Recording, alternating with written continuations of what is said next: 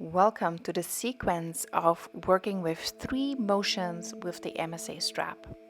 Starting seated, use a block between your heels to have a solid ground pelvis. Take your strap through your wrists, outer shoulder width apart, palms face one another, and inhale, reach your arms up. Now placing your head above the pelvis, exhale, move the strap into cactus arms. Inhale, breath. Lengthen, exhale, engage. Keep your core connected. Keep your belly button engaged through your spine as you continue at least 5 motions here, taking the strap up. Breathe out, reaching your shoulder girdle high. Exhale, engaging the upper back as you draw down. Now, as you're in the motion, pause, hold, and engage into the static breath, expanding your chest. You can also move your head left and right for some extra neuromobility. As you lift through the front shoulders and keeping the back body engaged, there's a form of lengthening and strengthening your body at the same time. So there's eccentric stretching in the front, right now static, and strengthening in the back. So it's super sufficient. And we catch 2 flies in one. All right, number 2, strap behind the back, loop in from the top at the end loop for this one.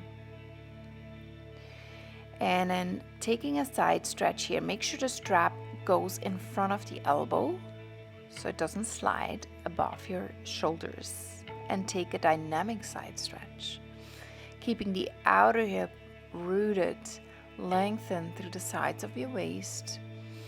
Expand that intercostal space, and an exhale switch. So we're doing dynamic motion first, just like in the first one. Moving from left to right, inhaling, opening here, keeping the ribs connected, and where you notice the strap going through, keep your body expanding into the breath there. And then statically pause, hold the position on the one side and breathe evenly before you switch to the second side. Combining dynamic and some static stretching. However, it's never fully static when we really engage the breath. And we take that moment of pause to focus on aligning the body and expanding the breath body. Wonderful. The third motion here, I want you to do the diaphragm wrap. So basically loop into the last loop, tighten. Yeah, get that nice and solid around your rib cage or at the area of your bra strap or pulse watch measurement, and then tuck the end in. That way the strap will stay, and it will serve us now less as a resistant tool, but much more as an assistant tool. Because of the breath, we now notice the diaphragmatic motion that is 3-dimensional to the front, to the side, and the back. Now you can combine this even breathing, even diaphragmatic breathing, with the square breath. That's what I'm doing with my hand here.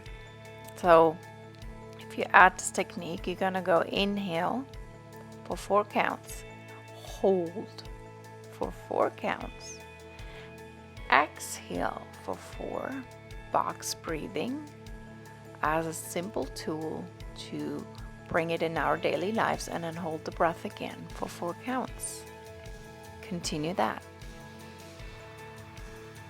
Now, the strap will just give you that feedback of the diaphragmatic motion, and just like any other muscle, it's a muscle we can train to do its full range and its full power to really deliver the most optimal oxygen supply to our bodies.